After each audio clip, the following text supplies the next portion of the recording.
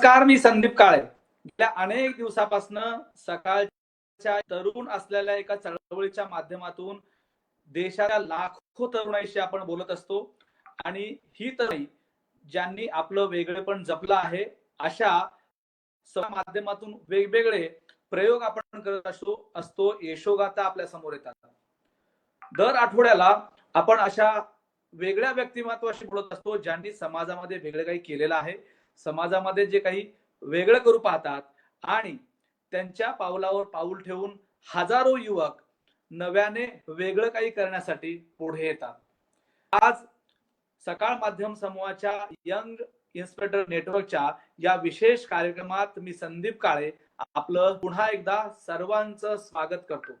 नवे चेहरे नवे स्वप्न या विषयाच्या माध्यमातून आपण नव्याने असणारे चेहरे जे समाजात काहीतरी वेगळं करू पाहतात त्यांच्याशी बोलत असतो आणि त्यांचे असलेले स्वप्न, तसेच स्वप्न इतर युवकांनी कसे पाहावे या अनुषंगाने ही चर्चा होत असते.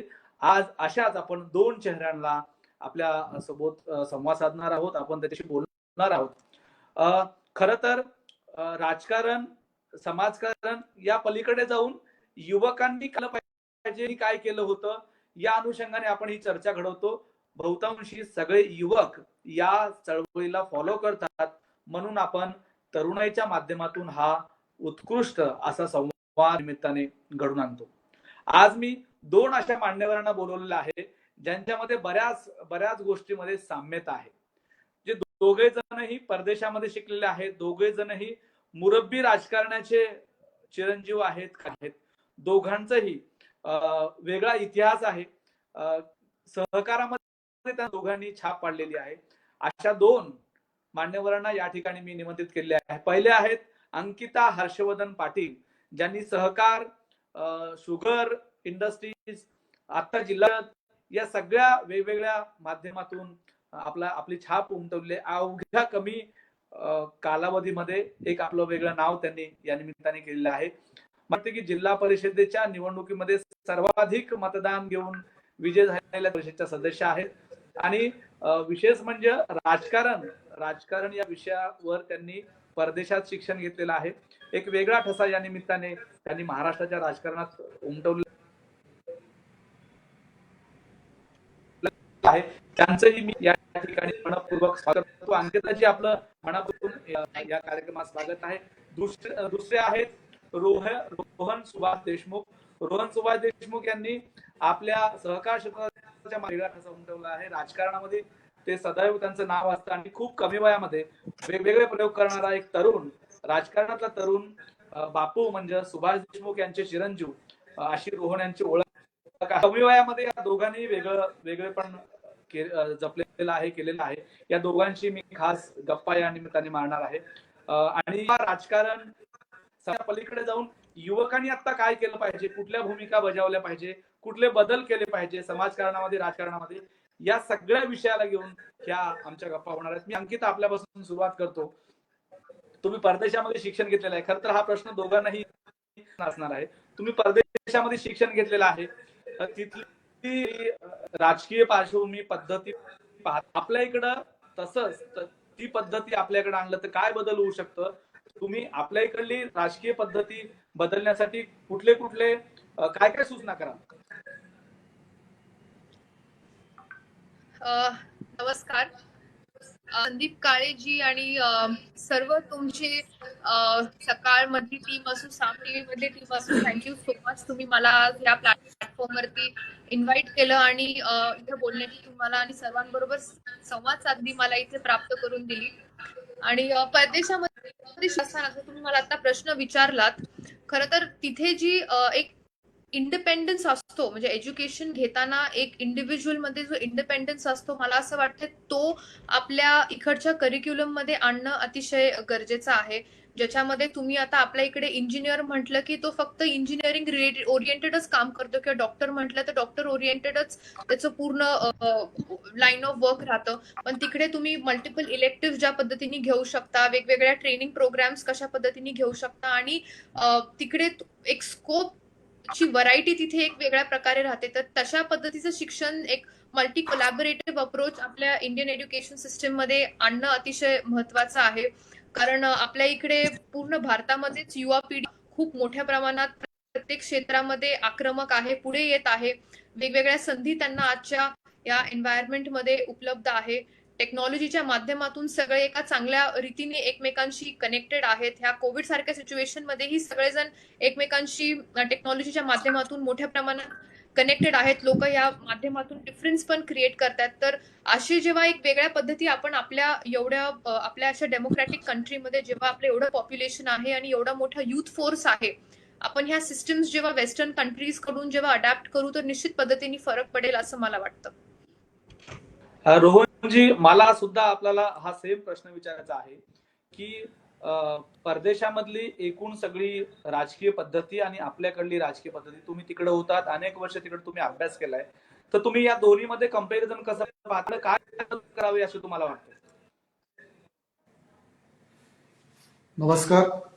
प्रथम मी सकाळ समूहाचं मनापासून आभार मानतो की या ठिकाणी आज मला बोलण्याची आपण सर्वांनी संधी दिलेली आहे. आपण जो प्रश्न विचारलेला आहे की परदेशी शिक्षण व्यवस्था आणि भारतातील शिक्षण व्यवस्था याच्यामध्ये काय फरक केला पाहिजे. खरं तर अनेक वर्ष झालं भारतातली शिक्षण व्यवस्थेमध्ये बदल म्हणावा तसं झालेलं नाही. मी अनेकदा सांगतो की जे पुस्तकात शिकवलं जातं ते व्यवहारात उपयोगाचं नसतं आणि जे व्यवहारात उपयोगाचं असतं ते पुस्तकात शिकवलं जात नाही. आणि त्याकरिता आपल्या प्रत्येक व्यवस्थेमध्ये कुठंतरी एक अपडेट आणि अपग्रेड येणं हे काळाची गरज आहे. जसं आता अंकिताताईंनी सांगितलं की बाबा प्रत्येक क्षेत्रांमध्ये आज इंजिनिअरिंग असेल, डॉक्टर असेल, या सगळ्या व्यवस्थेमध्ये मी एक साधं उदाहरण देतो. मी आता एका लोकमंगल मल्टीस्टेटचा चेअरमन आहे आणि ज्यावेळेस आम्ही बँकेसाठी इंटरव्ह्यू घेतो लोकांचे की बाबा अकाउंटंट पाहिजे, मॅनेजर पाहिजे, तर त्या पदासाठी अनेक तरुण येतात. पण अशी आपल्याकडे भारतामध्ये कुठली व्यवस्था नाहीये की जी पदवी घेतल्यानंतर बँकेमध्ये त्या व्यक्तीला पुढच्या दिवशीच त्याला काम करता येईल. परंतु असं करावं लागतं की तो मुलगा नोकरीला आल्यानंतर त्याला परत बँकिंग काय आहे हे सगळं शिकवावं लागतं, समजून सांगावं लागतं आणि मग तो त्या कामासाठी तयार होतो. पण जे व्यवहारात पाहिजे आहे त्याच्यासाठी प्रत्येक क्षेत्र असेल, मग ते जर्नलिझम असेल, इंजिनिअरिंग असेल, पॉलिटिकल असेल, काही तर त्याच्याच करिता मला असं वाटतं की अभ्यासक्रमामध्ये त्या पद्धतीचे बदल काळानुसार मग ते बदल येणं गरजेचं आहे. अगदी बरोबर आहे. मी या प्रश्नाला घेऊनच प्रश्न विचारतो पुढचा, की संस्कार आणि कार्य एकूण सगळी पद्धती आमच्याकडे विकसित होणं फार गरजेचं आहे. आता कोविड आहे, कोविडचं खूप मोठं संकट आपल्या राज्यावर आलेलं आहे. संकटामध्ये मात करण्यासाठी तुमच्या दृष्टीने तरुणाई काय करू शकते? मी हा प्रश्न तुमच्या दोघांना यासाठी विचारतो की तुम्ही फार कमी वयामध्ये खूप मोठा केला आहे आणि वेगवेगळे अनेक माध्यम तुम्ही सहजपणे सांभाळता, त्यामध्ये तुम्हाला यशही मिळालेलं आहे. जी तरुणाई नकारात्मकता आहे, जिला वाटतं की मी काही करू शकत नाही, अशा तरुणाईच्या अनुषंगाने पण हा प्रश्न, आणि आता कोविडच्या अनुषंगाने प्रश्न आहे, ही तरुणाई काय करू शकते? पहिल्यांदा अंकिताजी. आता जसं तुम्ही मला प्रश्न विचारलात, कोविड-19चं जे पॅन्डेमिक आहे, जे मागच्या एक 14 महिन्यांपासून ज्यांनी एक वेगळ्याच प्रकारचं थैमान आपल्या महाराष्ट्र राज्यात नाही, भारत देशात नाही, पण अख्ख्या जगामध्ये ज्यांनी थैमाने मांडलेलं आहे, एक असा भयानक असा व्हायरस याला तोंड देताना आता खरं आपण बघतोय जेव्हा हे सेकंड डबल म्युटंट व्हेरियंट आलेलं आहे, सेकंड वेव्ह आलेली आहे, हे यंगस्टर्सला खूप मोठ्या प्रमाणात अफेक्ट करत आहे. तर मला असं वाटतं की एक युथ म्हणून खरं तर जेव्हा आता रोहन दादा असतील, मी असेल किंवा आमचे जे वडील असतील, ह्यांनी म्हणजे आमच्या 3 पिढ्यांनी खरं तर हा असा प्रकारचा पॅन्डेमिक सिच्युएशन कधी फेस केलेली नाहीये. याचा अनुभव खरं तर कुणालाच नाहीये की ह्याला कशा पद्धतीने डील केलं पाहिजे. रोज जे काही प्रसंग येतात त्याला सामोरं जाऊन जास्तीत जास्त खरं तर मेडिकल इन्फ्रास्ट्रक्चर कसं आपण स्ट्रेंथन करू शकतो आणि लोकांना आता घरी बसूनच आपण त्यांच्या मदतीला कसं धावून जाऊ शकतो, या पद्धतीचे उपक्रम घेणं अत्यंत गरजेचं आहे. तुम्ही विचारलं युथचा याच्यामध्ये काय रोल आहे. तर आता जर तुम्ही पाहिलं तर ऑनलाईन सगळ्या सोशल मीडिया ऍस्पेक्ट्स वरती आता फाइंड द बेड नावाचं एक इनिशिएटिव्ह आहे जे IIMU यांनी रन केलं. ह्या ऍप्लिकेशनच्या द्वारे तुम्ही तुमच्या एरियाज मधले खास करून मेट्रोपॉलिटन सिटी सिटीज मधले तुम्हाला जर बेड हवे असतील तर त्याच्यामधून तुम्हाला 1 ते 1.5 तासामध्ये कुठे बेड अवेलेबल आहेत हे तुम्ही माहिती करून आणि तिथे पेशंट शिफ्ट करू शकता. त्यानंतर प्लाझ्मा डोनेशन, आता खरं तर ICMR आता त्यांनी सांगितलं की प्लाझ्मा कोविडसाठी ट्रीटमेंट आता नाहीये, पण रिगार्डलेस आतापर्यंत प्लाझ्मा डोनेशनसाठी बऱ्याच युथ लोकांनी कॅम्पेन्स रन केले. त्यानंतर ब्लड डोनेशन रिलेटेड सुद्धा मोठे कॅम्पेन्स आता रन झाले, ज्यांना कोविडहून रिकवर झालेले आहेत त्यांच्या ब्लड डोनेशनच्या माध्यमातून. सोशल अवेअरनेस स्प्रेड करण्याबाबतीतले माध्यम सोशल मीडियाच्या माध्यमातून युथ बऱ्यापैकी ऍक्टिव्हेट करत आहे. आपल्या आजूबाजूच्या परिसरामध्ये काय कोविड सिच्युएशन आहे, कुठला काही अपडेट आहे. त्यामुळे मला असं वाटते की टेक्नॉलॉजीचा वापर करून आजचे जे युथ आहेत हे मोठ्या प्रमाणात याच्यामध्ये सहभागी आहेत आणि कोविडच्या सिच्युएशन मध्ये प्रोएक्टिव्हली इन्व्हॉल्व्ड आहेत. जेवढ्या प्रत्येकाला आपापल्या कपॅसिटी प्रमाणे काय करता येईल ह्या बाबतीत सर्वजण त्या पद्धतीने झटत आहेत. म्हणजे मुंबईमध्ये सुद्धा आणि पुण्यामध्ये मी एक गोष्ट जी ऑब्झर्व केली ते म्हणजे जे कोविड पेशंट्स आहेत जे आयसोलेशन मध्ये राहत आहेत तर यांच्यासाठी असे भरपूर स्टार्टअप्स क्रिएट झालेले आहेत ज्याच्यामध्ये फूड डिलिव्हरी सर्व्हिसेस आहेत for only Covid positive patients who are in isolation. तर ह्या वेगवेगळ्या मला असं वाटते मोठ्या प्रमाणात युथनी पुढाकार घेऊन वेगळे अप्रोचेस ठेवलेले आहेत आणि याचा निश्चित पद्धतीने मोठा फायदा आता आजच्या कोविड अफेक्टेड पेशंट्सला होतोय. अगदी बरोबर आहे. रोहनजी, मला पण तुम्हाला हा सेम प्रश्न विचारायचा आहे की आता आपल्याकडे तरुणाई मोठ्या प्रमाणावर आहे, तरुणाई मोठ्या प्रमाणावर सक्रिय होऊन काम करते, तर अशा सगळ्या वातावरणामध्ये तरुणाई नेमकं काय करू शकते या महामारीच्या मोठ्या संकटातून दूर होण्यासाठी? तुम्ही काय सुचवाल? मला असं वाटतंय की सगळ्यात प्रथम तर सर्वांनी नियमांचे पालन करणं गरजेचे आहे. जे काही सरकारने सांगितले की बाबा सोशल डिस्टन्सिंग असेल, मास्क वापरणे, ह्याच्या पलीकडे जाऊन आज कोविडच्या काळात जे प्रश्न पुढे येत आहेत, आज अनेक ठिकाणी कुठं ऑक्सिजन भेटत नाही, कुठं बेड भेटत नाहीत, कुठं लोकांना हॉस्पिटलमध्ये ऍडमिट व्हायचं तर तिथं हॉस्पिटल कुठले उपलब्ध आहेत हे माहीत नाहीये. साधं उदाहरण द्यायचं झालं तर आज सोलापूरमध्ये भारतीय जनता युवा मोर्चाच्या टीमनी एक ह्युमन नेटवर्क तयार केलं की ज्या भागांमध्ये कुणालाही कसली सुविधा पाहिजे असेल सोशल मीडियाच्या माध्यमातून त्यांनी तसे मेसेजेस व्हायरल केलेत की बाबा तुम्हाला व्हेंटिलेटर पाहिजे तर हे 4 नंबर आहेत त्याच्यावरती फोन करा. आणि त्या लोकांनी त्यांचं एक नेटवर्क बनवून की बाबा जिथं जिथं हॉस्पिटल आहे रोज त्यांच्याकडे किती पेशंट आहेत, किती डिस्चार्ज आहेत झालेले आहेत, बेड्स किती अवेलेबल आहेत, कुणाला इंजेक्शन पाहिजे तर ते इंजेक्शन आहेत का, ह्याच्यासोबत ज्या भागांमध्ये आज ग्रामीण भागातून म्हणजे जिथं हॉस्पिटलचे सर्व्हिसेस नाहीत त्याच्याकरिता लोक आज शहरामध्ये जाऊन ऍडमिट व्हावं लागतं. मग त्यांच्या डब्याची अडचण असते, जेवणाची अडचण असते, तर त्या परिस्थितीमध्ये त्यांना जेवण देण्यासाठी आज सोलापूरमध्ये आम्ही एक 450 लोकांना रोज घरपोच डबा देण्याचं सर्व्हिस गेली 3 वर्ष झालं गरजू लोकांना देतोय. त्याच्यासोबत आता हे आम्ही एक काम करतोय आणि ह्याच्यामध्ये आपल्या परिसरामध्ये जिथं जिथं आपल्याला वाटतं की आज मला अनेकांचे ग्रामीण भागातले फोन येतात की बाबा आमचा इथं या शहरामध्ये ऍडमिट आहे, तर एक कनेक्ट करण्याचं काम जरी आपण घरी बसल्या केलं, मला असं वाटतं की इच्छाशक्ती आणि तळमळ हे असणं खूप गरजेचं आहे आणि लोकांची जी गरज आणि अडचण आहे ती शोधून ज्या गरजूंना जमेल त्या पद्धतीनं आपण प्रयत्न करणं हे खूप महत्वाचं आहे असं मला वाटतं. अगदी बरोबर आहे. तुमची तळमळ आणि तुमचा एकूण भावना दोघांनी ज्या मांडल्यात ते मी तर समजू शकतो. मला दुसरा प्रश्न विचारायचा आहे, पण त्याआधी आम्ही एक उपक्रम करतोय तो तुम्हाला सांगतो. आमचे 60 लाख मुलं आहेत, महाराष्ट्रभर काम करतायत.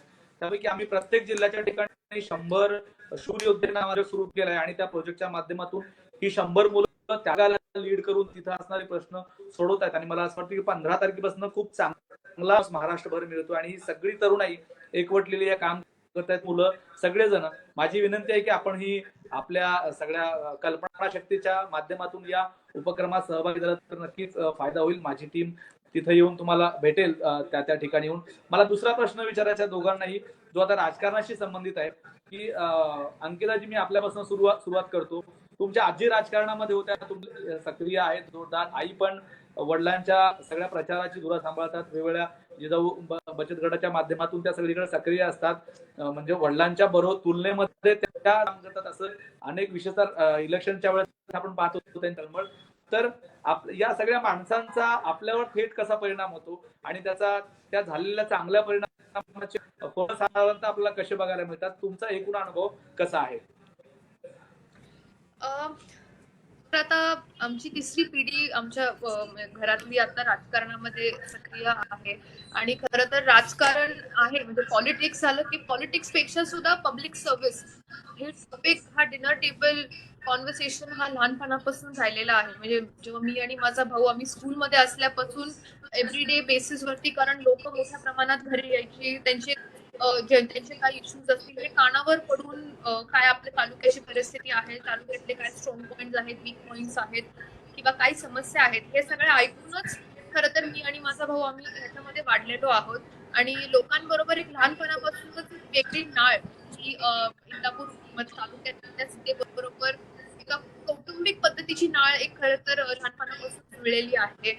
आणि माझ्या आजी पण राजकारणामध्ये सक्रिय होत्या. जिल्हा परिषदेचे सदस्य म्हणून त्याही उत्कृष्ट काम करत होत्या.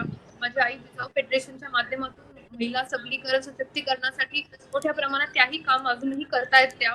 तर हे सगळं बघताना खरं तर अ, आपण सोसायटीमध्ये जाऊन काहीतरी डिफरन्स करावा. आपल्या शिक्षणाचा आपल्या लोकांना काहीतरी फायदा व्हावा. कारण शेवटी ती आपली जन्मभूमी आहे. त्याच्यामध्ये आपण एक काय पॉझिटिव्ह कॉन्ट्रीब्युशन कशा पद्धतीने करू शकतो खरं तर हे धोरण ठेवूनच. कारण politics is a very difficult word because मी अजून म्हणजे माझ्या खरं तर जर्नीला सुरुवात होऊनच 1-1.5 वर्ष झालेलं आहे. मी खूप नवीन आहे या सगळ्यामध्ये. तर सोसायटीमध्ये काहीतरी सोशल वर्क करायचं, आपल्या लोकांच्या पर्यंत पोहोचायचं, त्यांच्या समस्या आपण कशा पद्धतीने दूर करू शकतो, एवढ्या दृष्टिकोनातूनच खरं तर मी आज या क्षेत्रामध्ये काम करत आहे. अगदी बरोबर आहे अंकिताजी. मी रोज म्हणजे आपला सेम प्रश्न विचारतो की बापूंचा आपल्यावर थेट प्रभाव कसा आहे. दोघ जणही वेगवेगळ्या म्हणजे त्या जिल्हा परिषद ग्रामीण भागात काही काम करतात. तुम्ही लोकमंगलच्या माध्यमातून थेट ग्रामीण भागामध्ये काम करता. ग्रामीण परदेशातला प्रवास ग्रामीण भागातला प्रवास असा, पण हा सगळा प्रवास आता प्रत्यक्षामध्ये मांडत असताना त्याचा थेट परिणाम आपल्या घरातल्या संस्काराचा आपल्यावर कसा होतो. मला असं वाटतं की राजकारणच नाही, कुठल्याही घरामध्ये जसं वातावरण घरचं असतं तशी येणारी पिढी ते उचलत असते आणि ते त्यांच्या अंमलबजावणी त्यांच्याकडे जर आपण बघितलं, घरचे कसे संस्कार आहेत तेच येणाऱ्या पिढीवरती जात असतात. मला आठवते की म्हणजे माझे वडील खासदार होते 2004 पासून आणि उन्हाळ्याच्या सुट्टीमध्ये म्हणजे मी 8वी 9वी 10वीला त्यांनी कायम मला सांगायचं की तू सुट्टीला कुठं बाहेर जायचं नाही, कुठं गावी कुठं फिरायला जायचं नाही, पण तू कुठल्या तरी MIDCच्या कारखान्यामध्ये तिथं जाऊन काम करायचं. आणि मला चांगलं आठवतंय आमच्या सोलापूरमध्ये एक सोमानी निटिंग म्हणून कंपनी होती. तिथं मला त्यांनी त्यांच्या मालकाला फोन करून सांगितलं की माझ्याकडे गरीब घरचा मुलगा आहे आणि त्याला तुम्ही तिथं कामावरती घ्या. तर तिथं गेल्यानंतर मला असं वाटतं की म्हणजे शिकायला मिळतं की बाबा समाज व्यवस्था कशी असते, अडचणी काय असतात, समाजाच्या गरजा निवडा, घरचं जशी जडणघडण असते तशा पद्धतीनं मला असं वाटतं की आपण ते पुढं घेऊन जात असतो. आज मला चांगलं वाटतं की माझी एक 2 वर्षाची मुलगी आहे लहान. मी तिला किती जरी सांगितलं असं वाग आणि मी जर त्याच्या विरुद्ध वागलो तर ती कदाचित ऐकणार नाही. पण लोक आपण जे सांगतो त्याच्यापेक्षा आपण काय करतो ते आपल्याकडून जास्ती लवकर शिकतात असं मला वाटतं. त्याच्यामुळं बापूंचं म्हणजे त्यांचा स्वभाव किंवा अगोदरपासूनच घरात म्हणजे जे वातावरण आहे ते खरं तर ते म्हणजे आमच्याकडे बापूंनंतर मीच राजकारणात आहे. आमचे आजोबा वगैरे काय राजकारणात नव्हते आणि त्याच्यामुळं आणि अचानकच त्यांची तशी राजकारणात एंट्री झालेली आहे म्हणजे 1998 साली. आणि त्याच्यामुळं अतिशय सर्वसामान्य कुटुंबातून वाढल्यामुळं म्हणजे प्रत्येक गोष्टी जवळून बघितलेल्या आहेत. अगदी बरोबर आहे. मला मी रोहन प्रश्न आपल्याला याच स्टाईल मधला आहे किंवा असाच आहे की आता ग्रामीण भागामध्ये तुम्ही काम करता. लोकमंगल म्हणजे खूप तळागाळातल्या ग्रामीण भागाशी संबंधित असलेली संस्था आहे. तुम्ही त्या ग्रामीण भागातले आज मुलं जर बघितले एकूण तर त्या सगळ्या मुलांना शहराकडली ओढ आहे. त्यामुळे ग्रामीण भाग आगोच पडतोय. ग्रामीण भागातले सगळे उद्योगधंदे काम सगळं ठप्प पडलेलं आहे अशी अवस्था आहे. तर ही मानसिकता का आहे. शहरामध्ये येऊन आपण सगळं काही थाटायचं करायचं आपलं ठीक आहे, पण त्या ग्रामीण भागातली सगळं कल्चरल संस्कृती तिथली सगळी संपत्ती नष्ट होण्याची वेळ आहे. तुम्ही याकडे कसं पाहता. मी उत्तर द्यायचं का? हो, तुम्हीच द्यायचं. बर, मला असं वाटतं की अलीकडच्या काळात बघितलं तर आपण ग्रामीण भागातून लोक शहराकडे जाण्याचं महत्वाचं कारण काय आहे, तर कुणी शिक्षणासाठी जात असेल, कुणी रोजगारासाठी जात असेल, आणि मूलभूत सुविधा ज्या ग्रामीण भागामध्ये उपलब्ध पाहिजे त्या उपलब्ध नसल्यामुळं आज ग्रामीण भाग ओस पडत आहेत.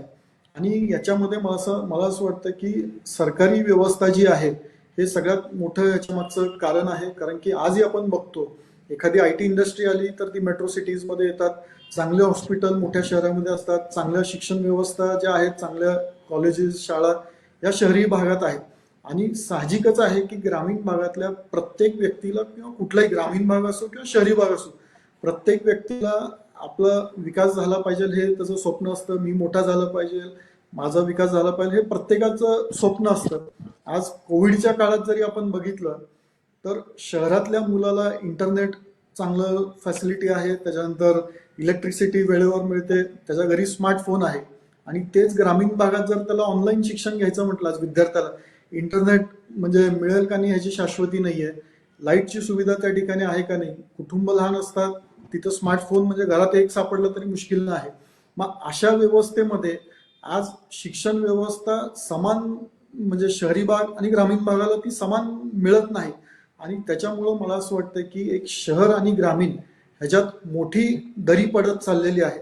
आणि ही जर व्यवस्था आपल्याला सुधारायची असेल तर त्याच्यात सरकारने मला असं वाटतं की पॉलिसी मेकिंगमध्ये नवीन इंडस्ट्रीज जे येणार आहेत किंवा पॉलिसी मेकिंगमध्ये चांगल्या एज्युकेशन इन्स्टिट्यूट जर आपल्याला हे करायचे असतील तर त्या ग्रामीण भागापर्यंत सगळ्या सुविधा जर दिल्या तर सर्वांना समसमान गोष्टी त्या ठिकाणी उपलब्ध होईल. आणि मगच हे कुठंतरी शहर आणि ग्रामीण हा वाद पण संपेल आणि ग्रामीण भागातलं जे मायग्रेशन आज शहरामध्ये होत आहे ते थांबेल. आणि शहरातला येणारा मोठा लोड जो आहे, आज शहरामध्ये पण भरपूर प्रचंड हे व्यवस्था मॅनेज करण्यासाठी पण प्रचंड ताण त्या व्यवस्थेवरती पडतो. हा ताण पण कुठंतरी कमी होणार आहे आणि ग्रामीण भाग पण त्या ठिकाणी व्यवस्थित पद्धतीनं पुढे जाईल असं मला वाटतं. अंकिताजी, मी सेम प्रश्न तुम्हाला विचारतो. तुम्ही तर थेट आता जिल्हा परिषदेच्या माध्यमातून ग्रामीण भागामध्ये काम करता, तिथलं सगळं वातावरण तुम्हाला माहित आहे, खेड्यातले प्रत्येक कल्चरल तुम्हाला माहित आहे. तिथं म्हणजे अनेक ठिकाणी जायला रस्ता नसतो, अनेक ठिकाणी हॉस्पिटलचे प्रॉब्लेम्स असतात, शाळा छोट्या 4थी 5वी पर्यंतच्या शाळा असतात.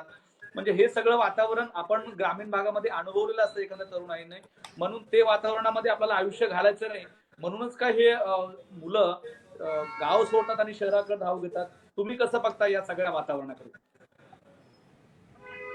नाही, खरं तर जसं रोहन दादांनी आता सांगितलं, ग्रामीण भागातल्या मुलांना जनरली थोडस शिक्षणाच्या माध्यमातून, व्यवसायाच्या माध्यमातून किंवा जॉब सिकिंगच्या माध्यमातून ह्यांना शहराची ओढ असते. त्यांना असं वाटतं शहरातली लाईफस्टाईल झालं, सगळ्या गोष्टींचा त्या अक्सेस असल्यामुळे ते जेव्हा एका शहरामध्ये शिकायला जातात तेव्हा त्यांना तिकडे जॉब लागतो आणि नंतर मग ते खरं तर फक्त सुट्टीलाच घरी येतात, आपल्या गावी परततात.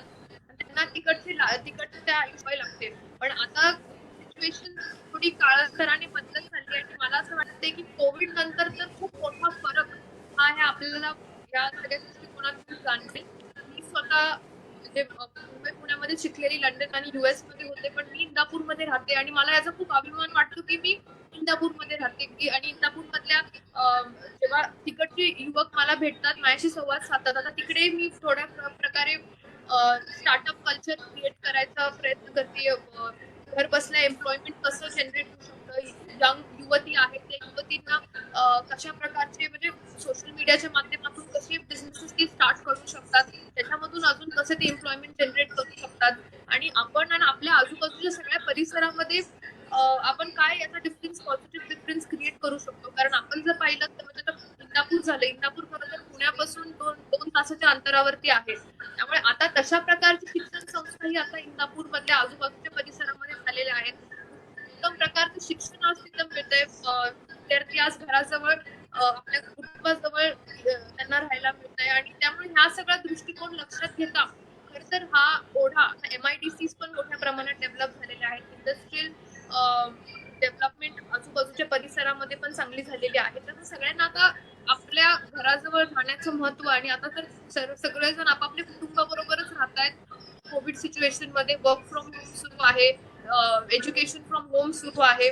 त्यामुळे आता एक वेगळं मला असं वाटतं त्या पद्धतीचं बॉन्डिंग आपल्या फॅमिलीची पण मोठ्या प्रमाणात आता युथचं झालेलं आहे आणि आपल्या आजूबाजूच्या परिसराचं पण. त्यामुळे आशा आहे की हे शिक्षण घेऊन आपल्या परतच युथ मोठ्या प्रमाणात घरी येतील आणि आपल्या आजूबाजूच्या परिसराचं डेव्हलपमेंट मध्ये लागतील. त्यामुळे हीच खरं तर आता इथून पुढच्या काळामध्ये आशा आहे. अगदी आज तुम्हाला या ठिकाणी बोलवलेले आहे ते पक्षाचे म्हणून अजिबात नाहीये. एक तरुणाई आहे आणि सळसळतं रक्त वेगळं काम करते, त्याच अँगलनं तुम्हाला या ठिकाणी आज बोलवलेलं आहे. त्याच अँगलनी याच्यानंतर विचारलेल्या प्रश्नाचं उत्तर येणं अपेक्षित आहे. तुम्हाला या सरकारमधल्या कुठल्या गोष्टी आवडतात आणि कुठल्या गोष्टी आवडत नाहीत? पहिल्यांदा अंकिता. खरं तर हे सरकार तुम्ही राज्य सरकार म्हणता का केंद्र सरकार? राज्य सरकार. राज्य सरकारची स्थापना होऊन 2019 इलेक्शन होऊन आता 1.5 वर्ष पूर्ण झालेलं आहे आणि 90% जर तुम्ही कालावधी बघितला तर हा सरकारचा हा कोविड पॅन्डेमिक मध्येच कालावधी गेलेला आहे. खरं तर जी गोष्ट मला आवडत नाही म्हणण्यापेक्षा जी गोष्ट असं मला वाटतं सरकारने थोडं प्रायोरिटीवरती कन्सिडर केलं पाहिजे ते म्हणजे आपलं health and medical infrastructure. Maharashtra एवढा प्रबल महाराष्ट्र एवढं राज्य आहे भारत देशामध्ये.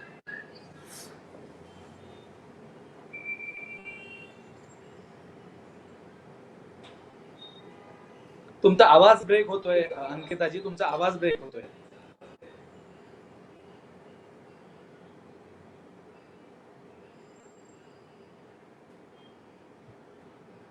आता ही आवाज ब्रेक होण्याची प्रक्रिया सरकारची आहे का निसर्ग दोष आहे हे सांगणं सुद्धा अवघड आहे. देशमुख साहेब, आपण बोलूया त्या जॉईन होतील तोपर्यंत. तुम्हाला या सरकारमधल्या कुठल्या गोष्टी आवडतात आणि कुठल्या गोष्टी खटकतात, कृपया सांगा.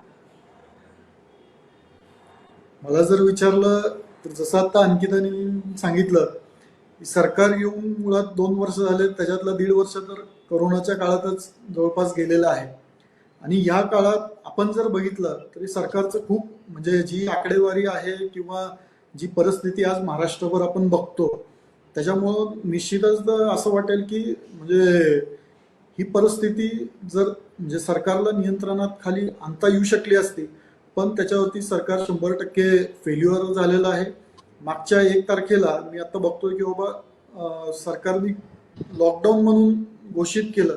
लॉकडाऊन घोषित करण्याचं कारण काय होतं तर बाबा रुग्णांची संख्या कुठेतरी कमी व्हावी, हे जे चेन आहे ती कुठेतरी ब्रेक व्हावी. पण आज तुम्ही कुठल्याही शहरात जर महाराष्ट्रामध्ये गेला तर रस्त्यावरती खूप गर्दी आहे. अत्यावश्यक सेवा फक्त चालू आहे असं म्हणतात, पण प्रत्येक ठिकाणी तुम्हाला माणसांची गर्दी दिसेल. एकीकडं आर्थिक नुकसान पण लोकांचं होत आहे आणि दुसरीकडं ज्या कारणासाठी हे लॉकडाऊन डिक्लेअर केलं ते पण साध्य त्या माध्यमातून होत नाहीये.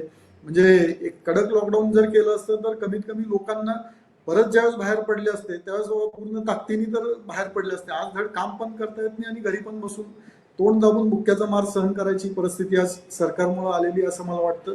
ज्या प्रमाणात वॅक्सिन आज म्हणजे सुदैवाने सिरम इन्स्टिट्यूट हे म्हणजे आपल्या राज्यात आहे, ज्याप्रमाणे म्हणजे वॅक्सिनेशन झालं पाहिजे होतं त्या पद्धतीत म्हणजे ज्यावेळेस सेकंड वेव्ह आली त्याच्यानंतर लोकांमध्ये सरकारने जागरूकता करणं असेल किंवा त्याचा जोर लावणं असेल हे चालू केलं.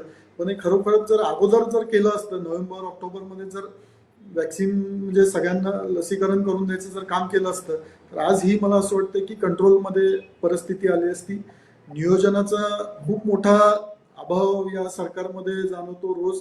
म्हणजे एकतरी ते म्हणजे 3 पक्षाचं सरकार असल्यामुळे रोज प्रत्येक जण काहीतरी वेगळं प्रतिक्रिया देतं.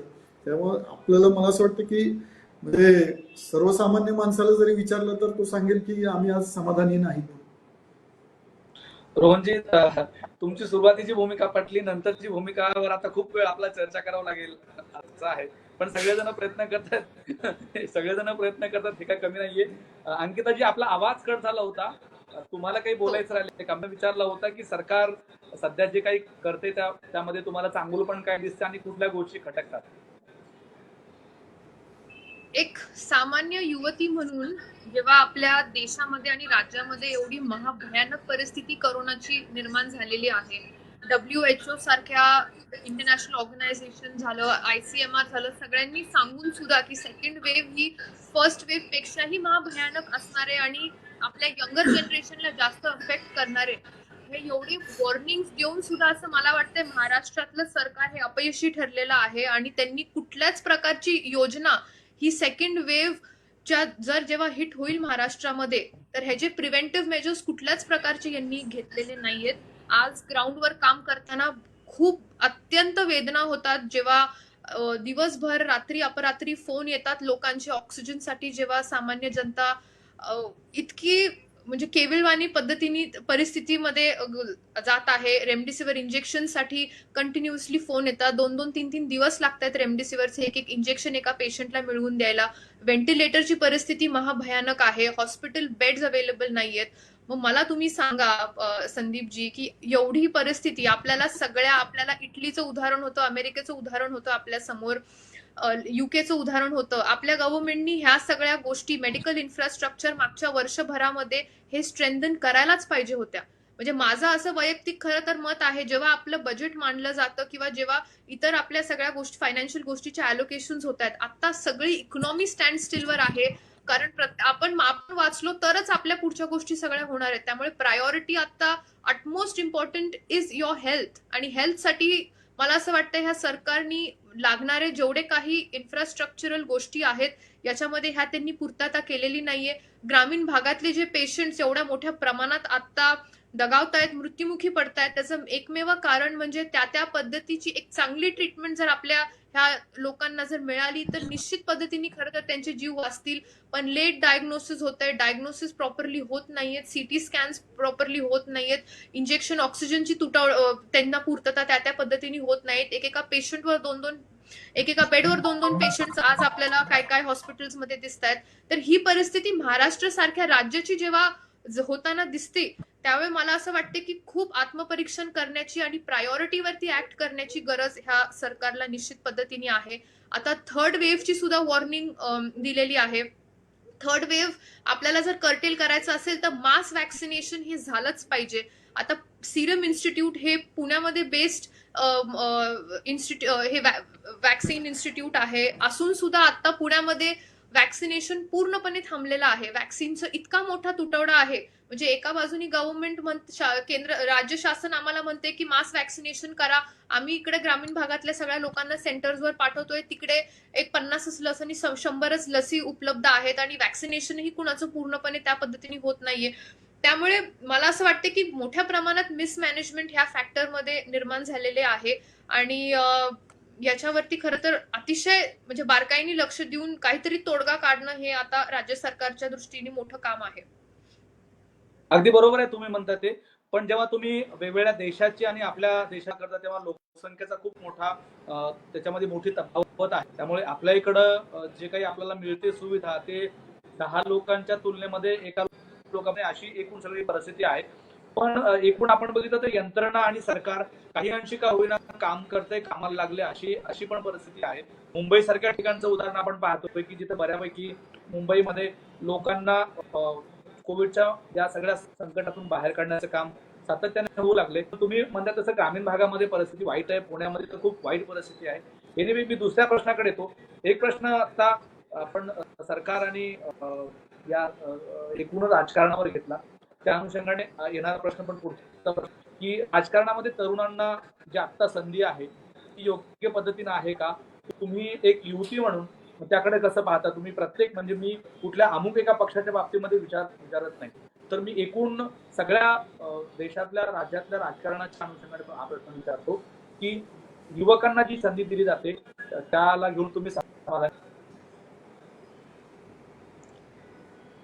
खरं तर आजकालची जी युवा पिढी आहे ही मोठ्या संख्येने आज महाराष्ट्र राज्यामध्ये आपल्याला वाढलेली दिसत आहे आणि ही युवा पिढी जी आहे ही वेल एज्युकेटेड आहे, हे वेल रेड आहेत, हे चांगल्या पद्धतीने सगळ्या गोष्टींची माहिती असलेली ही युवा पिढी आहे.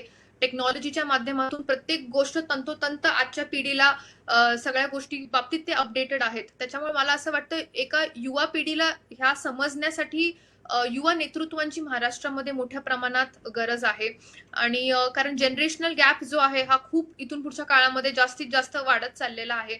आणि युवकांना संधी, खरं तर राजकारणामध्ये झालं, समाजकारणामध्ये, किंवा आज आज तुम्हाला कुठल्याही प्लॅटफॉर्मवर जायचं असेल तर संधी मोठ्या प्रमाणात सगळ्या फॅक्टर, सगळ्या फील्ड्समध्ये उपलब्ध आहेत. पण हे संधी आपण साधून आपण त्याचं कशा पद्धतीने आपण ते आपल्या बेनिफिटमध्ये मोल्ड करू शकतो आणि आपण आपल्या सोसायटीमध्ये, आपल्या पूर्ण एरियामध्ये त्यांच्या युवकांसाठी झालं किंवा आपल्या समाजासाठी कशा पद्धतीने काम करू शकतो, हे मला असं वाटतं प्रत्येक म्हणजे युवकांनी ज्यांना ह्या क्षेत्रामध्ये काम करायचंय त्यांनी खरं तर ह्या पद्धतीचं धोरण स्वीकारून निश्चित पद्धतीने मला असं वाटतं ह्या क्षेत्रामध्ये यायला पाहिजे. या क्षेत्रामध्ये स्कोप आहे आणि आपण जे म्हणतो जे डिफरन्स क्रिएट करण्याचं जे एक साधन आहे हे निश्चित पद्धतीने चांगल्या रीतीने इथून पुढच्या काळामध्ये युवक करू शकतील. त्यामुळे निश्चित पद्धतीने त्यांनी यायला हवं असं मला वाटतं.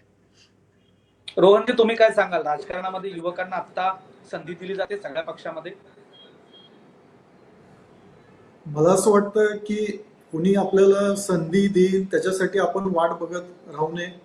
आपण आपली स्वतःची म्हणजे आपलं स्थान आपण स्वतः त्या ठिकाणी निर्माण करणं गरजेचं आहे.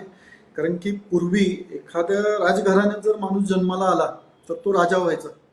आज ती परिस्थिती नाहीये. आज जनता ठरवते की कोण तिथं निवडून, जनता ठरवेल की कोणाला कुठं बसवायचं आहे. त्याच्यामुळं संधी सर्वांना त्या ठिकाणी उपलब्ध आहेत. फक्त आपल्याला मला असं वाटतं की आजच्या राजकीय व्यवस्थेमध्ये आपली तळमळ आणि इच्छाशक्ती, जनतेच्या प्रश्नांविषयी एक संवेदनशील भावना असणं खूप गरजेचं आहे.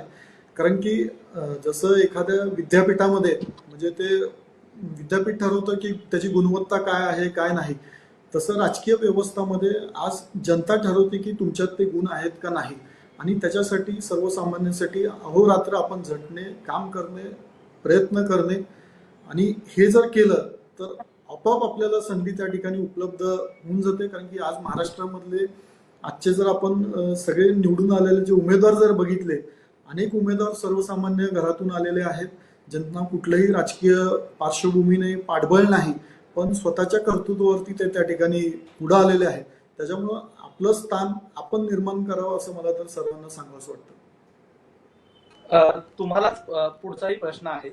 त्याच्यामध्ये दोन प्रश्न आहेत. एक प्रश्न आहे आणि दुसरा उपप्रश्न आहे. पहिल्या प्रश्नाचं उत्तर कमी शब्दात देणं अपेक्षित आहे, दुसऱ्या प्रश्नाचं उत्तर जास्त शब्दात देणं अपेक्षित आहे. पहिला प्रश्न आहे की नरेंद्र मोदींकडे तुम्ही कसं पाहता? नरेंद्र मोदी तुम्हाला कसे वाटतात? आणि दुसरा प्रश्न आहे उद्धव ठाकरेचे कुठले चांगले गुण तुम्हाला आवडतात? दुसऱ्या प्रश्नाचं उत्तर लॉंग टाइम यासाठी अपेक्षित आहे की मी इलेक्शनच्या काळातले तुमचे अनेक भाषणं पाहिली युतीच्या काळामधली, तुम्ही भरभरून बोलला होता त्यावेळेस. आता तुम्ही या त्याच्यावर कायम आहात का? आणि एकूण सगळ्या परिस्थितीचं सगळं ऑब्झर्वेशन आता तुम्ही कसं करता?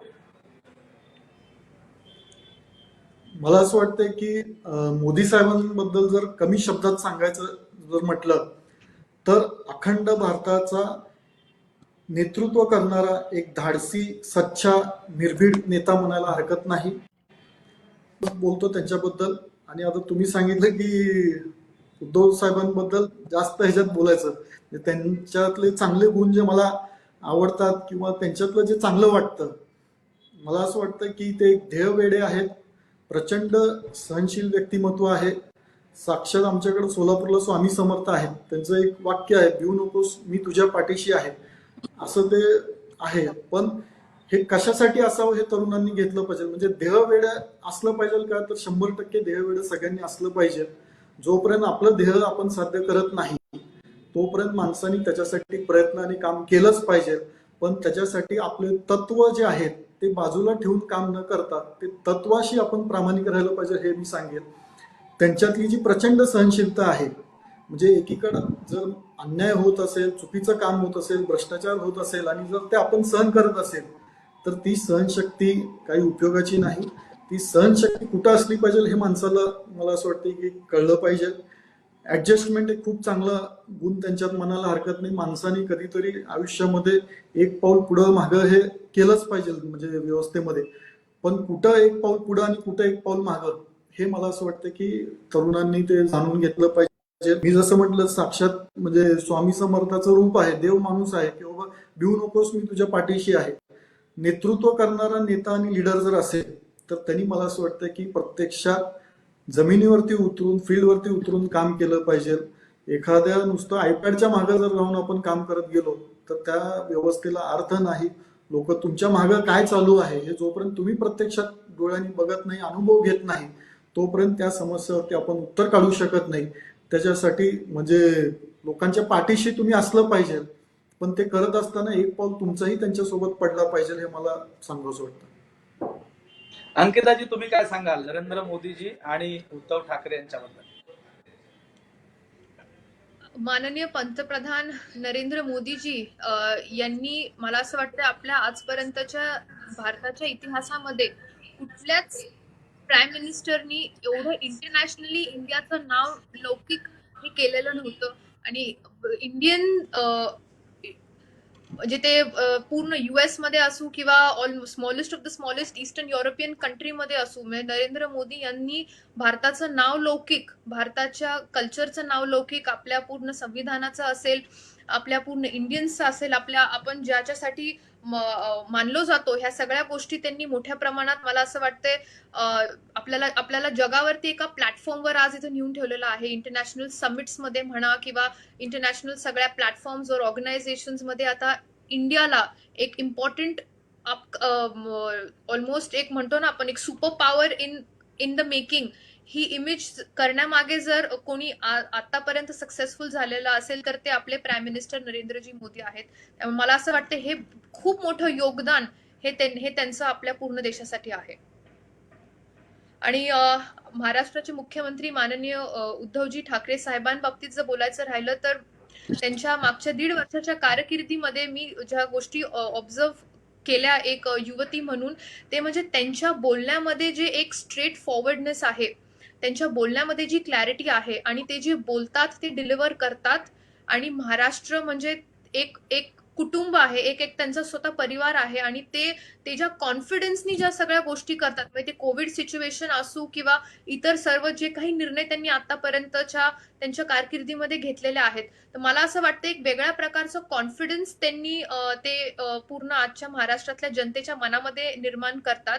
आणि एक अत्यंत संयमी असणारं नेतृत्व ते आहेत आणि संवेदनशील आहेत. आणि एवढं मोठं त्यांचं राजकीय बॅकग्राऊंड असतानाही त्यांनी एक वेगळी छाप आपली स्वतःची आज महाराष्ट्रामध्ये निर्माण केलेली आहे. एक शेवटी एवढा मोठा पक्ष ते आज चालवत आहेत आणि चांगल्या सामान्यातल्या सामान्य माणसाच्या मनामध्ये खर तर रुजलेलं व्यक्तिमत्व ते आहे. त्यामुळे अत्यंत मला असं वाटतं एक युवती म्हणून एक खूप प्रेरणादायी व्यक्तिमत्व आहेत ते.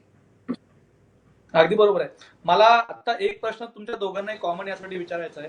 मी गेल्या 2 दिवसापासून माझ्या टीमला रिसर्च करायला सांगितला की महाराष्ट्रामध्ये राजकारणात तरुण असलेले व्यक्तिमत्व आता सोशल मीडियामध्ये कोण पॉवरफुल आहे. तर तुम्ही दोघ जण इतके पॉवरफुल आणि इतके ऍक्टिव्ह आहात की जे टॉप आहेत महाराष्ट्रामध्ये तरुण पॉलिटिकली चेहरे, त्याच्यामध्ये तुम्ही दोघ जण आहात. तर मला तुमच्या दोघांनाही प्रश्न विचारायचा आहे की आज तरुणाईला कुठली अशी भाषा कळते की ज्या माध्यमातून तिच्याकडं कुठलंही सकारात्मक काम दिलं तर ती तरुणाई ते काम पूर्ण करू शकते. पहिल्यांदा अंकिताजी. आजच्या खरं तर एक युथ पॉलिटिशियन म्हणण्यापेक्षा एक युथ सोशल वर्कर म्हणून जेव्हा मी आज तरुणांबरोबर उठते बसते, त्यांच्याबरोबर माझा संपर्क जे ग्रासरूट लेवलला माझ्या जिल्हा परिषदेच्या माध्यमातून जेव्हा त्यांच्याबरोबर येतो, तर त्यांच्याबरोबर काम करत असताना त्यांच्या समस्या अनेक असतात.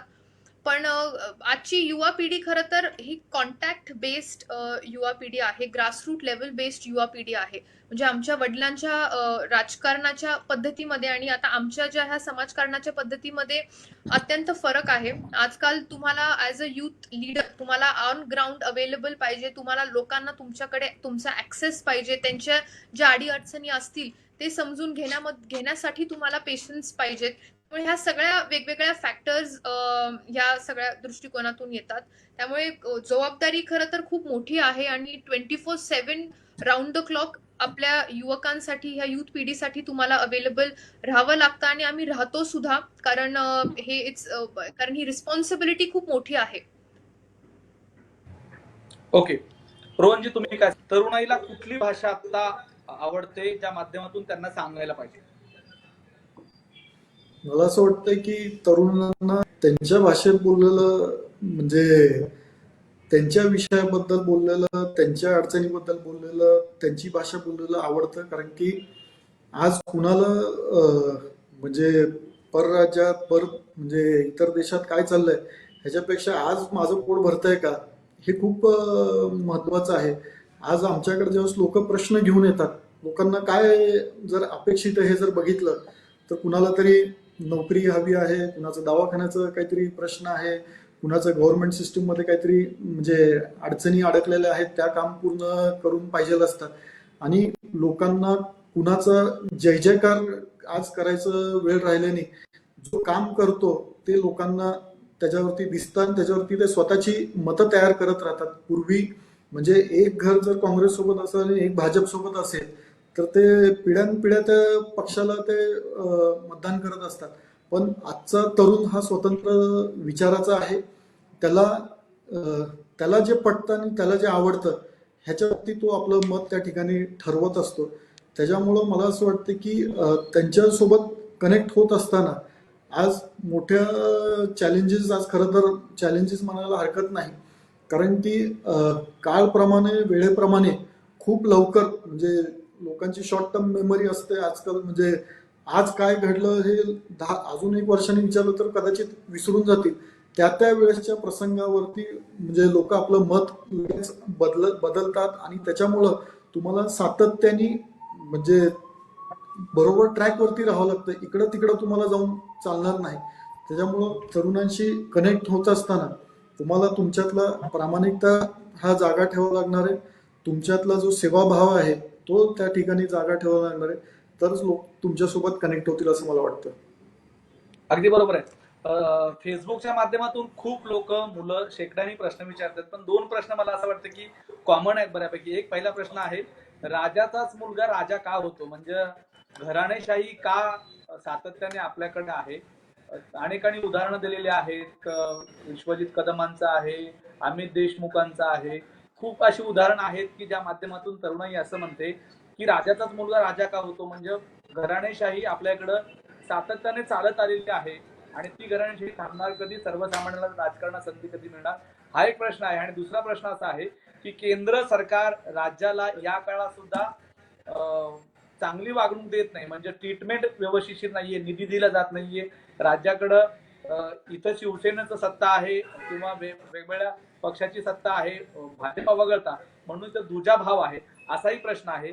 या दोन्ही प्रश्नाचं उत्तर अगदी थोडक्यात तुम्ही दोघ जणी काय द्याल? पहिल्यांदा अंकिताजी.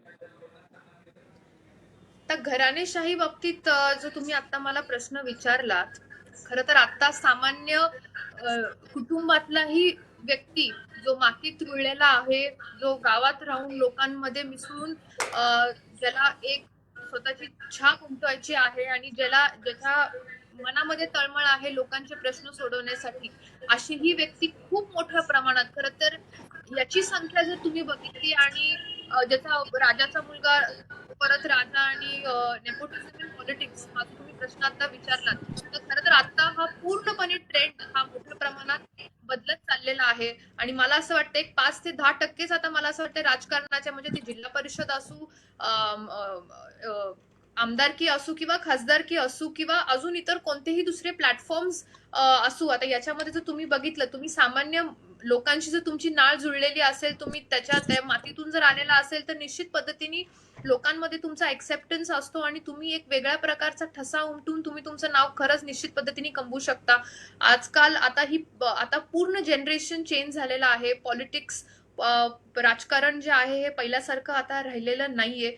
हे मी जसं आता म्हटलं की पिढी बदलत चाललेली आहे, मतदार बदलत चाललेला आहे, त्यांची मानसिकता बदलत चाललेली आहे आणि आजकाल त्यांना त्यांच्यातलाच माणूस हा त्या पदावर किंवा त्या क्षेत्रामध्ये पुढे गेलेला, जो त्यांचे प्रश्न जाणतो, असाच व्यक्तिमत्व व्यक्ती त्यांना त्या त्या पोझिशन आणि पॉइंटला लागतो. त्यामुळे मला असं वाटते हे खूप मोठ्या प्रमाणात आता असे काही उदाहरण तुम्हाला निश्चित पद्धतीने भेटतील, पण असेही भरपूर तुम्हाला खरं तर 90-95% अशी उदाहरण भेटतील की जिथे प्रत्येकाने आपापल्या स्वतःच्या हिमतीवरती ह्या क्षेत्रामध्ये प्रोग्रेस केलेले आहेत आणि स्वतःचा ठसा उमटवला आहे. अगदी बरोबर आहे. दुसरा एक प्रश्न होता, केंद्र आपल्याला सफाळतीक आणून देते का? नाही. आता ह्या प्रश्नाचं जर उत्तर द्यायचं राहिलं तर आता जर तुम्ही कालची जर न्यूज पाहिली तर केंद्र सरकारनी एक खूप मोठ्या प्रमाणात व्हेंटिलेटर्स आता महाराष्ट्रामध्ये पाठवलेले आहेत आणि हे व्हेंटिलेटर्स महाराष्ट्र सरकारनी आज वापरलेले नाहीयेत. हे असेच आहेत त्या सिच्युएशन मध्ये ते पडून आहेत. जेव्हा आपल्याला म्हणजे मला स्वतःला इतके इंडिव्हिज्युअल व्हेंटिलेटरसाठी कॉल येत आहेत. पूर्ण पुणे जिल्ह्यामध्ये मोठ्या प्रमाणात व्हेंटिलेटरचा तुटवडा आहे. त्यामुळे रिसोर्सेस प्रोव्हाइड खरं तर आता प्रत्येकामध्ये जेव्हा आपण ह्या समाजकारणामध्ये काम करत असतो सगळ्यात मोठा गुणधर्म म्हणजे माणुसकी आहे आणि माणुसकीच्या नात्याने मला असं वाटतं प्रत्येक जण म्हणजे सगळे पक्ष जे आहेत ते आपापल्या पद्धतीने जास्तीत जास्त काम चांगल्या रीतीने ते करण्याचा प्रयत्न करत आहेत आणि त्याच प्रकारे खरं तर केंद्र शासन जेव्हा कुठलेही धोरण आणतं असं माझं स्वतःचं वैयक्तिक म्हणणं आहे ते तशा कुठल्याही पद्धतीचा भेदभाव करत नाही. ज्या राज्याला खरं तर जास्त कोविड केसेस आहेत, जास्त रिसोर्सेसचा तुटवडा आहे तिकडे मॅक्सिमम जे हेल्प आहे ते मला असं वाटतं मोठ्या प्रमाणात केंद्र सरकार राज्य सरकारला प्रोव्हाइड करत आहेत. हे थोडंफार सोशल मीडियाच्या माध्यमातून असेल, न्यूज चॅनल्सच्या माध्यमातून असेल किंवा इतर काही कुठल्या गोष्टीच्या माध्यमातून मला असं वाटतं ह्या न्यूज नेगेटिव्हली हायलाईट केलेल्या जात आहेत आणि मला असं वाटतं राज्य सरकार सुद्धा माननीय पंतप्रधान मोदी साहेबांचं आणि आपल्या मुख्यमंत्री साहेबांचंही वारंवार आपण बघत आहोत. त्यांचे VCs वर चर्चा होत आहेत. काल आता जो मोठा सायक्लोन आलेला होता मुंबई, रायगड आणि ह्या पूर्ण म्हणजे 2-3 जिल्ह्यामध्ये महाराष्ट्रामध्ये त्या सायक्लोन बाबतीतलं सुद्धा ह्याचे काही रिलीफ मेजर्स आहेत. NDRFच्या ज्या टीम्स आहेत ह्या प्रत्येक तुम्हाला सांगते जिल्हा वाईज त्या डिस्ट्रीब्यूट केलेल्या होत्या. म्हणजे ओव्हर प्रोटेक्शन ऑलरेडी केंद्र शासनाने राज्य शासनाला सायक्लोन बाबतीतलं प्रोव्हाइड केलं होतं.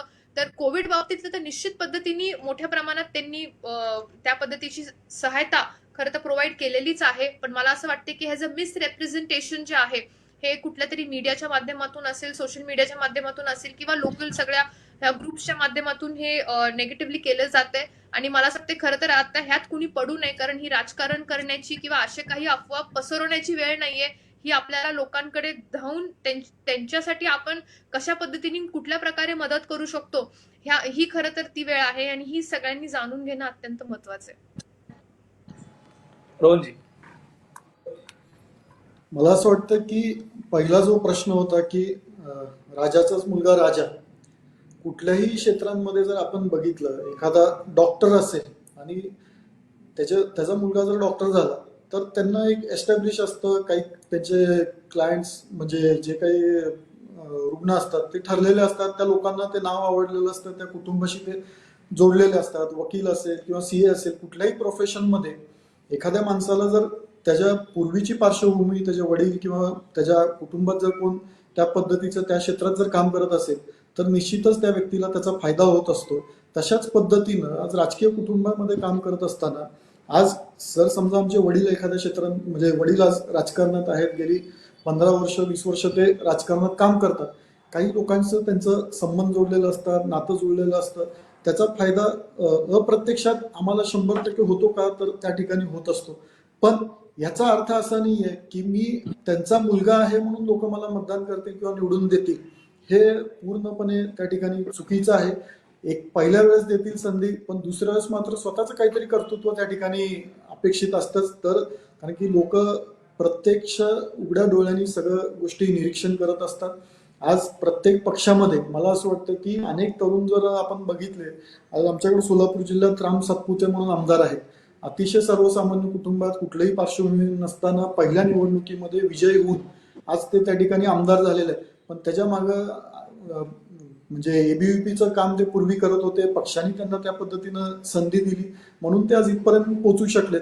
आज नरेंद्र मोदी आपण देशाचे पंतप्रधान म्हणतो, म्हणजे एक चहा विकणारा माणूस आज जर देशाचा पंतप्रधान होत असेल म्हणजे आज कित्येक वर्ष गांधी घराण्याचं या ठिकाणी वर्चस्व होतं, पण ते मोडून आज एक सर्वसामान्य कुटुंबातलं जर माणूस पंतप्रधान होत असेल ह्याच्यापेक्षा मला असं वाटतं की मोठी गोष्ट काय असणार आहे. त्याच्यामुळं निश्चितच एक राजकीय घराण्याचा फायदा 100% होतो का तर होत असतो, पण तो दीर्घकाळ त्या ठिकाणी टिकत नसतो. पण निश्चितच एखाद्या नवीन माणसाला जर राजकारणात यायचं असेल तर त्याला संघर्ष मात्र 100% आहे. तो संघर्ष त्याला करावा लागतो. त्या संघर्षातून त्याला जावं लागतं. आपली एक वेगळी छबी त्या ठिकाणी त्याला निर्माण करावी लागते.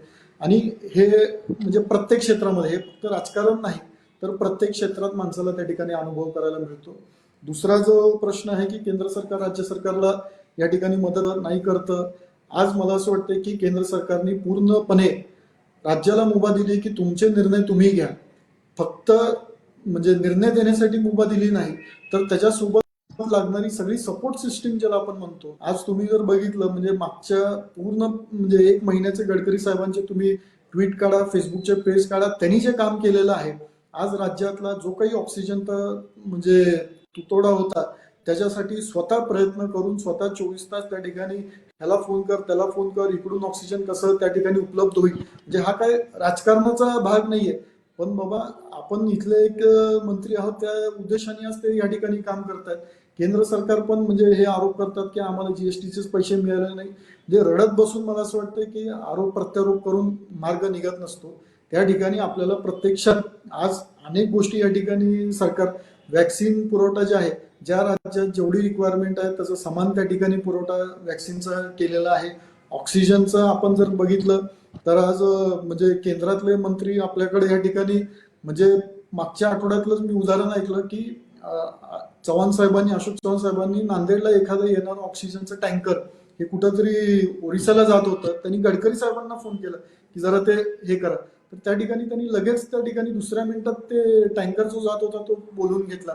अशा पद्धतीनं म्हणजे कुठल्याही वेळेस काही अडचण असेल आणि केंद्राकडे जर ती कानावरती गेली तर त्याच्यावरती लगेच त्या ठिकाणी तोडगा आणि मार्ग प्रॅक्टिकलरित्या फील्डवरती या ठिकाणी चालू आहे. राजकारणात मला असं वाटतं की आरोप प्रत्यारोप होत असतात. जसं आता यांनी सांगितलं की बाबा म्हणजे ही काय राजकारणाची वेळ नाहीये. म्हणजे आज लोकांच्या जीवावरती आपण राजकारण करू नये. त्याच्यासाठी प्रत्येक जण आपापल्या परीनं, कुणालाच असं वाटत नसतं, कुठल्याच व्यक्तीला कुठल्याच माणसाला असं वाटत नाही की एखाद्याचा जीव अडचणीत यावा, त्याचा जीव जावा. प्रत्येकाला माणुसकी आहे आणि ते प्रत्येक जण आपापल्या परीनं काम करतं. फक्त व्यवस्थापन करताना आज राज्य सरकारकडून जे व्यवस्थापन करणं अपेक्षित आहे त्याच्यात कुठेतरी मला असं वाटतं की फेल्युअर येत आहे. अगदी बरोबर आहे. मला असं वाटतं की राजकारणाच्या पलीकडे जाऊन आपल्या ह्या गप्पा आहेत, म्हणूनच आपण या ठिकाणी आज संवाद साधतोय, बोलतोय. शेकडो तरुणाई या तुमच्या सगळ्या संवादाला फॉलो करते आणि भविष्यामध्ये हे 2-3 दिवस सगळीकडे तुमचा संवाद जाणार आहे. तुमच्या माध्यमातून 4 तरुणाला असं वाटलं की आपण चांगलं काम करू शकतो. तुम्हाला असं वाटतं की आपला आजचा जो काही संवाद आहे त्या संवादाचं फलित झालं असं म्हणायला हरकत नाही. अंकिताजी, रोहनजी, आम्ही तुम्हाला सोडणार नाही. आमच्या सोबत तुम्हाला काम करण्यासाठी आम्ही या निमित्ताने निमंत्रण देतो. महाराष्ट्रामध्ये सकाळ माध्यम समूहाच्या द्वारे जे इन नावाची चळवळ चालते, त्या चळवळीमध्ये 60 लाख मुलं काम करतात आणि ती मुलं लोकांचे आशीर्वाद घेण्यासाठी काम करतात. मला खूप आनंद वाटेल की आपण या चळवळीमध्ये सहभागी व्हावं. आज या कार्यक्रमाच्या निमित्ताने आपण खूप सारा वेळ दिला, आपण गप्पा मारल्या.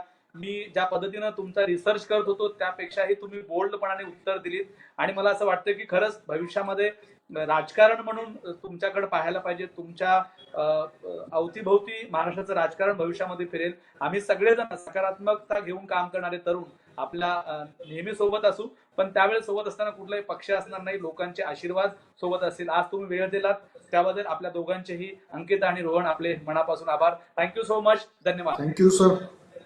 थँक्यू.